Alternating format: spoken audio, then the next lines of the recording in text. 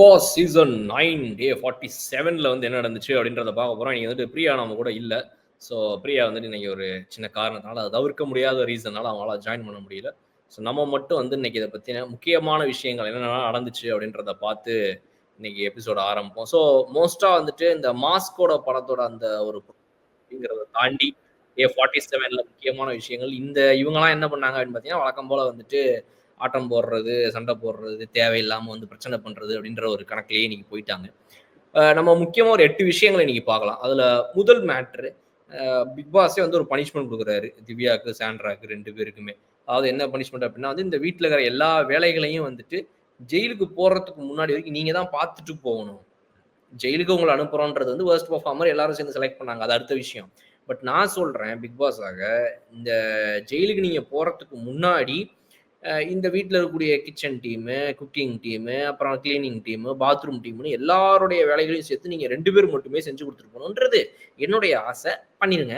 அத வந்துட்டு யாரு மேற்பார்வையிடணும் அப்டின்னா வந்துட்டு நம்மளோட விக்ரம். விக்ரம் நீங்க வந்து மேற்பார்வையிட்டு, நான் சொன்ன வேலையெல்லாம் அவங்க செய்றாங்களா இல்லையான்னு செய்ய வச்சு, இந்த வீட்ட வழி நடத்திருங்க. அப்படின்னு சொல்லி செம்மையா கோத்து விட்டு வேடிக்கை பார்க்குறாரு பெரியவரு. ஸோ இந்த கோத்து விட்ட உடனே வந்துட்டு, இது வந்து ஒரு என்ன மாரி பார்க்கப்படுது அப்படின்னா, சும்மா வேடிக்கை பார்க்காது இந்த பிக் பாஸ் அப்படின்றது ஒண்ணு. இன்னொன்னு விஜேஎஸ் வந்து வெறித்தனமா அவங்கள சாட்டர்டே, சண்டே செய்ய போறதுக்கு இது ஒரு ஜஸ்ட் ஒரு முன்னோட்டம் தான்ற மாரி பிக் பாஸ் வந்து ஒரு சின்ன பிள்ளையார் சொல்லிய மட்டும் போட்டு வச்சிருக்காரு. அதோட ஆரம்பிக்குது இன்னைக்கு டே. முக்கியமான விஷயங்கள்ல ஒண்ணா. அடுத்தது பார்த்தோம் அப்படின்னா வந்து இதுக்கு விக்ரம் வந்து கண் கலங்குறாரு. விக்ரம் ஏன் கண் கலங்குறாரு? ஏன் அழறாரு அப்படின்னு பார்த்தீங்கன்னா, சந்தோஷத்துல. "எதுக்கு ஏன் அழுவுற? என்னய்யா ஆச்சு உனக்கு?" அப்படின்னு கூப்பிட்டு கேட்டா, "இல்ல இவங்க என்ன வேணா நம்மள பேசலாம் இந்த வீட்ல" அப்படின்னு இருக்கும்போது, நமக்காக குரல் குடுக்க யாருமே இருக்க மாட்டாங்களான்னு பார்க்கும்போது, பிக் பாஸே குறுக்க வந்து நமக்காக குரல் குடுக்குறாருங்கும்போது, ஒண்ணு அவங்க "நீ மேற்பார்வையிடு" அப்படின்னு சொல்லும்போது, அது எப்படி இருக்குதுன்னா, "அவங்கலாம் ஒழுங்கா பண்ணல, உன்னைய வச்சு செஞ்சாங்க. இப்ப பதிலுக்கு நான் உனக்கு ஒரு வாய்ப்பு தரேன். அவைங்க இத செய்யி" அப்படின்னு பிக் பாஸே நம்மகிட்ட கையில ஒரு பொறுப்பு குடுக்கும்போது, அப்ப நம்ம கரெக்ட்டா தான் இருந்தோம்ல அப்படின்ற ஒரு கான்ஃபிடன்ஸ் எனக்கு கிடைக்குது அப்படின்னு ஒரு பாயிண்ட் சொல்றாரு. இன்னொரு முக்கியமான விஷயம் அவர் என்ன மீன் பண்றாரு அப்படின்னா, அ யார் வேணா நம்மள என்ன வேணா பேசலாம். நம்மள யாரும் கேட்க மாட்டாங்க இவங்கள அப்படின்னு இருக்கிற இடத்துல, நமக்காக ஒருத்தர் வந்து நின்னு கேட்கறாரு. சும்மா வொர்ஸ்ட் பெர்ஃபார்மர்ன்னு சொல்லி மனசாட்சி இல்லாம என்னைய வந்து இவங்க ஓட்டு போடுறாங்க. அத தடுக்கிறதுக்கு எங்க பிக் பாஸே குறுக்க வந்து தடுத்து இவங்கள வந்துட்டு, "இல்ல இந்த மாரிலாம் நீ ஓட்டு போட முடியாதும்மா. ஏன்னா அவர் வந்துட்டு பெஸ்ட் பெர்ஃபார்மர்ன்னு சொல்லி அவங்க மொத்த டீமும் சேர்ந்து அவைங்க வந்து இதுக்கு போயிருக்கானுங்க அந்த பக்கம். அது என்னது கேப்டன்சி டாஸ்க்குக்கு. இதுல நீ அவர போயிட்டு இது பண்ணிக்கிட்டு இருக்கிற, வாட் த ஹெல் அப்படின்ற மாரி வந்துட்டு அத கேட்ட ஒரு கேள்விங்கிறது வந்து ஒரு சூப்பரான விஷயமா அவர் என்ஜாய் பண்ணி அழுகுறாரு. அது ஒண்ணு பார்க்குறோம். அடுத்தது விக்ரம் என்ன பண்றாருன்னா, உடனே அழுதலாம் முடிச்சு கையெல்லாம் கண்ணெல்லாம் தொடச்சுட்டு, "எங்கடா அந்த 2 பேரு? கூப்பிடுங்கடா அவைங்க 2 பேர. எங்கேயாவது ஒரு ஓரத்துல உட்காந்து கதை பேசிட்டு இருப்பான். அவைங்க 2 பேரும் வச்சு செய்றது தான் என்னோட வேலையே இன்னைக்கு" அப்படின்னு சொல்லிட்டு, அதுக்காகவே கிளம்பி வராரு. 2 பேர்ட்டயும் வேலை வாங்குறாரு. "நீங்க என்ன பண்ணுங்க, முதல்ல இந்த வேலைய பண்ணுங்க. அப்புறமா அத பண்ணுங்க" அப்படின்னு சொல்லி வச்சு செய்றாரு. அதுக்கும் பதிலுக்கு எப்படியாவது தப்பிச்சு ஓடலாம்ன்னு சொல்லிட்டு திவ்யா பல வேலைகள பார்த்தாலுமே கூட, எப்படியாவது சுத்தி முத்தி வேலை வாங்க ட்ரை பண்றாரு. அவங்க வந்து ஒரு இது பார்ட்டிஷன் போட்டு இந்த ஃப்ரூட்ஸ பிரிச்சு குடுங்கன்னோனே, "கார்டன் ஏரியாவுக்கு போங்க" அப்படின்னு சொல்றாரு. Big pass. "கார்டன் ஏரியால போய்லாம் உட்காருங்க. வீட்டுக்குள்ள ஏதோ செட்டப் பண்ண போறாங்க" அப்படின்னு. அப்ப கார்டன் ஏரியால போய் உட்கார்ந்து கூட நீங்க நெனச்சா அந்த ஃப்ரூட்ஸ வந்து பங்கு பிரிக்கலாம். அத பண்ணாம வந்து திவ்யா வந்து நேரத்த கடத்தும்போது, விக்ரம் என்ன பண்ணிடுறாருன்னா, அந்த சமையல் டீம்லயே இருக்கிற நபர்கள்ட்ட ஒருத்தர்ட்ட இந்த சபரிட்ட குடுக்குறாரு. "சபரி இந்தா இத உட்காந்து நீ பிரிச்சு குடு." இவங்களுக்கெல்லாம் இப்ப கார்டன் ஏரியாவுக்கு போனா உடனே அப்படியே போயிருவாங்க. அவ்வளோதான் பண்ண மாட்டாங்க. இவங்களுக்கு அக்கறையே இல்ல. இவங்களுக்கு ஈகோ மட்டும் தான் முக்கியம். இவங்க ஈகோ தான் முக்கியமே தவிர, ஒரு வேலை நடக்கணும், அடுத்தவங்க சாப்பிடுவாங்க, பசி அதெல்லாம் அவங்களுக்கு கவலையே கிடையாது. "நீ பண்ணு" அப்படின்னு சொல்லி. திவ்யா சண்டைக்கு வராங்க. "என்ன என்னைய பண்ண வைக்கிற சொல்ற வேலைய அவங்கள பண்ண வைக்கிறீங்க? நீங்க பண்ணதுல எனக்கு விருப்பம் கிடையாது, இஷ்டம் இல்ல. நீங்க வந்து ஒழுங்கா பண்ணல. நீங்க சொன்ன வேலைய வந்து பாதி செய்றீங்க, மீதி செய்ய மாட்டேங்கிறீங்க. எனக்கு இஷ்டம் இல்ல. என் இஷ்டம். நான் அவருக்கு குடுக்குறேன்." அப்படின்னு சொல்லி விக்ரம் ஒரு கால் எடுக்குறாரு. அது ஒரு விஷயம். அடுத்து என்ன பண்றாருன்னா, நம்முடைய பேப்பர் ரவுடி வந்து ஒரு சீன் காட்ட ஆரம்பிக்கிறாப்ல. யாரு? பிரஜின் என்னும் பேப்பர் ரவுடி. ஆன்லைன்ல இப்ப எல்லாருமே இப்ப இந்த பேர வச்சு தான் அவர வம்பிழுக்குறாங்க. பேப்பர் ரவுடி என்ன பண்றாப்ல அப்டின்னா வந்து, "இங்க பார் எல்லாரும் முன்னாடி வச்சு நான் ஒரு வார்னிங் குடுக்குறேன். விக்ரம் இந்தா உனக்கு ஒரு வார்னிங். நீ வந்து என் பொண்டாட்டிய பத்தி என்கிட்ட வந்து பேசாத. அவங்க ஒரு கண்டஸ்டன்ட் இந்த வீட்ல அவ்வளோதான். எப்பலருந்துங்க இது? ஓஹோ! அப்டின்ற மாரி இருந்துச்சு. இப்ப இவங்க வந்து ஒரு கண்டஸ்டன்ட் அந்த கண்டஸ்டன்ட் சம்மந்தப்பட்ட விஷயத்த எதுக்கு சும்மா சும்மா என்கிட்ட வந்து பேசிக்கிட்டே இருக்கிற நீ அடிக்கடி? உனக்கு ஒரு வார்னிங் தரேன்.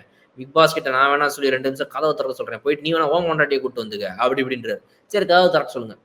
எதுவும் புரியல. திறக்க சொல்றேன்னீங்களே திறக்க சொல்லுங்க. அ ப ப இங்க தம்பி ஒரு பஞ்ச் பேசுனா, அந்த பஞ்ச்ல ஒரு பேப்பர் ரவுடிக்கு ஒரு மரியாதை கிடையாதா? இப்ப என்ன நீ பாட்டுக்கு உன் இஷ்ட சௌகரியத்துக்கு பேசிக்கிட்டு இருக்கிற அப்படின்னு சொல்லிட்டு, தலைவன் வந்து லைட்டா அப்படியே பேக் அடிக்கிறாப்ல. அதுல ஒரு சந்தோஷமாமா. அவங்களும் அவங்க சாண்ட்ராவும் "என்ன பயந்துட்டியா?" ஐயய்யோ! எனக்கெல்லாம் பயமே இல்லைன்னு சொல்லி விக்ரம் நின்னு அவங்களுடைய சம்பவத்த இது பண்றாரு, எதிர்கொள்றாரு. அது மாதிரி வந்து ஒரு பக்கம் போகுது. பேப்பர் ரவுடி ஒரு வெட்டி பந்தா காட்டிட்டு கிளம்பிருக்காரு. ஒண்ணும் பண்ண மாட்டாரு அவருன்றது எல்லாருக்கும் தெரியும். அடுத்து பார்த்தீங்க அப்படின்னா வந்து மிட் வீக் எவிக்ஷன்னு சொல்லி ஒரு பிராங்க போடுறாய்ங்க. என்னன்னா மிட் வீக் எவிக்ஷன் முடிஞ்சு போச்சு உங்க கதை. என்னது மிட் வீக் எவிக்ஷனா? என்னங்க சொல்றீங்க? ஏங்க நாங்க பையெல்லாம் கூட எதுவும் பேக் பண்ணி வைக்கலங்க அப்படின்னு சொல்லிட்டு எல்லாம் கண் கலங்க உட்கார்ந்திருக்கும்போது கவின் உள்ள வந்தவர் ப்ரமோஷனுக்காக மாஸ் படம் ப்ரமோஷனுக்கு. சொல்ல வேண்டியது சொல்லிட்டேன். அதுக்கப்புறம் அவைங்க வச்சுட்டு போயிடுறேன் இந்தா. நாங்க போனதுக்கப்புறம் எடுத்து படிச்சுக்கங்கன்ட்டு அவர் கிளம்பி போயிடுறாரு. அவர் போனதுக்கப்புறம் எடுத்து பார்க்குறாய்ங்க. பிக் பாஸ் சொல்லியிருக்காரு. அதுல வந்துட்டு பிராங்க் அப்படின்னு சொல்லி. இதுல வேற ஒருத்தவங்க, ஐயோ! பீன்னு போட்டிருந்துச்சா, அத பார்த்த உடனே எனக்கு என் பேருன்னு நெனச்சுட்டு வந்துட்டேன் அப்படின்னு ஒருத்தங்க. அம்மா அப்படி பார்த்தா கூட தமிழ்ல தானேம்மா எல்லார் பேரையும் வாரம் வாரம் போட்டுக்கிறாங்க. ஏங்க அந்த லாஜிக்லாம் எனக்கு வேலை செய்யலங்க. நான் பண்ண கிருத்திரம் பிடிச்ச வேலைக்கு என்னைய அனுப்பி விட்டுருவாங்கன்னு பயம் வந்துருச்சுங்க. இருக்குல்ல, இப்ப மூடிட்டு போயிட்டு ஒழுங்கா இமெயிலாவது இரு. அப்படின்னு நான் சொல்லல. மக்கள் மனசுக்குள்ள நெனச்சிருப்பாங்களோ அப்படின்னு நான் நெனைக்கிறேன். அதோட வந்துட்டு இந்த பிராங்க் பண்ணி பிக் பாஸ் முடிச்சிடுறாரு. மிட் வீக் எவிக்ஷன்லாம் கிடையாது. சும்மா நீங்க பண்ண சேட்டைக்கு. அதுல வேற வந்துட்டு பாஸ் எனக்கு அப்படியே இங்க வரைக்கும் வந்துருச்சு வெளிய அப்படி இப்படின்னு. நீங்க பண்றதெல்லாம் பார்த்தா கூட தான் எனக்கு இங்க வரைக்கும் வருது. எதையாவது நானா சொல்றேனா? அப்படின்ட்டு கலாய்ச்சிட்டாரு பதிலுக்கு வேற பெரிய பாஸ். அந்த அளவுக்கு வந்து அசிங்கப்படுத்தி அனுப்புனாலும் இவங்க அடங்க மாட்டாங்கன்னு வச்சுக்கோங்களேன். இந்த டாக்ஸிக் கேங் அது ஒரு பக்கம் இருக்க. நெக்ஸ்ட் முக்கியமான மேட்டர் என்ன? நெய்.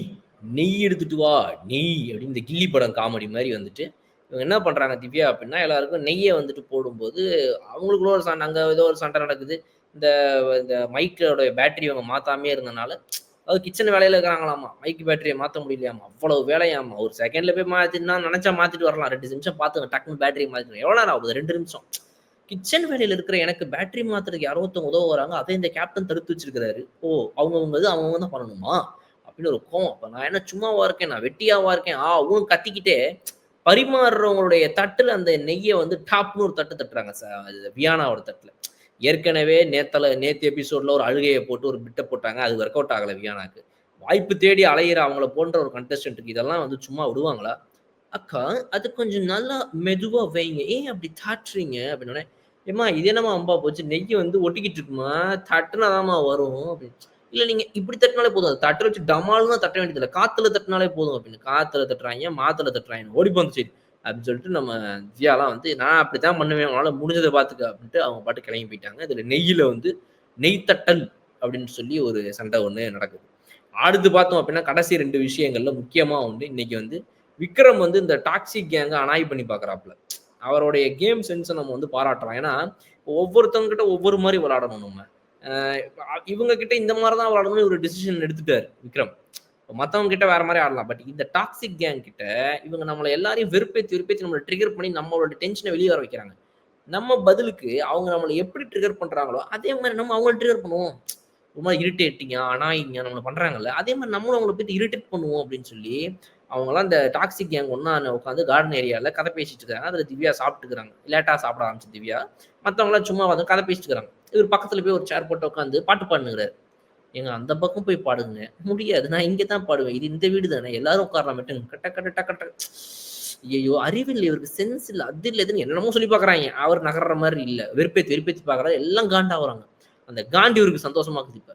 நீங்க இப்படித்தானடா அடுத்தவன காண்டேத்தி சந்தோஷம் அடைவீங்க. உங்கள காண்டேத்தி சந்தோஷம் அடையறது அப்ப எனக்கு எப்படி இருக்கும்? அப்படின்னு சொல்லி வந்து என்ஜாய் பண்ற கணக்குல விக்ரம் வந்து ஒரு வேலைய பார்க்குறாரு. அது எந்த அளவுக்கு அவருக்கு சாதகமா போயிருக்கா, இல்ல பாதகமா போயிருக்கான்றது இந்த வீக்கெண்ட்ல அவர் எந்திரிச்சு நிக்கும்போது கைத்தட்டல் வருதா? இல்லையான்றத வச்சு நம்மளால கண்டுபிடிச்சிட முடியும். அத நம்ம வெயிட் பண்ணி பார்ப்போம். கடைசி மேட்ரு. ஒரு பர்கர் குடுக்குறேன்னு பிக் பாஸ் முடிவு பண்றாரு. அதாவது ப்ரமோஷனுக்கு எவனோ வந்திருக்காய்ங்க ஒரு பிராண்டு. அவைங்களுடைய சார்புல கூடிய பிராண்டிங்ல அப்படி இப்படி ஏதாவது ப்ரமோஷன போட்டு, அவைங்களுடைய பர்கர சாப்பிட்டு பார்க்கணுங்கிறது தான் கான்செப்ட்.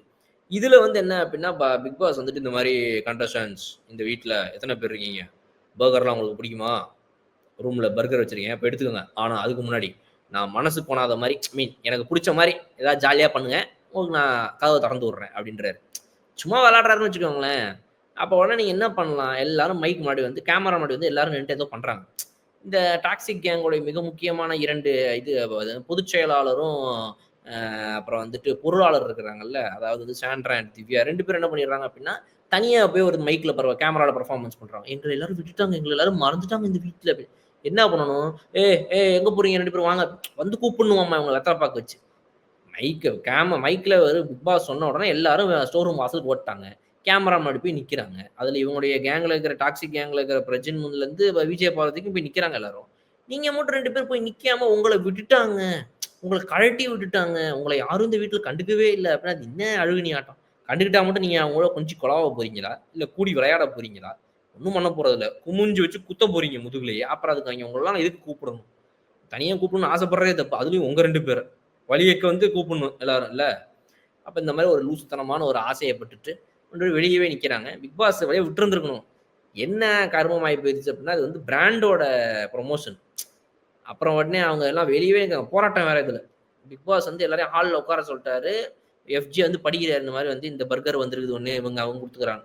இப்ப பர்கர படிக்கும்போதே இவங்க வந்து வெளிய நின்னு இந்த புறக்கணிப்பு பண்ற மாரி வந்து பண்ணும்போது, செருப்பால அடிச்சு தொரத்தி விட்டாரு.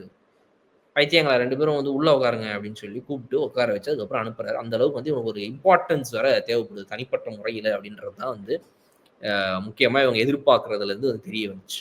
ஸோ இதோட தாண்டி வந்து இவங்க இந்த 10, 8 விஷயத்த தாண்டி நீ ஒண்ணும் உருப்படியா எதுவும் பண்ணாத காரணத்தினால, இதோட நம்ம முடிச்சுக்கலாம். கடைய சாத்துவோம். நீங்க யாராவது வேற ஏதாவது இது தாண்டி ஏதாவது கவனிச்சு வச்சிருந்தீங்க அப்படின்னா வந்துட்டு கமெண்ட்ல சொல்லுங்க.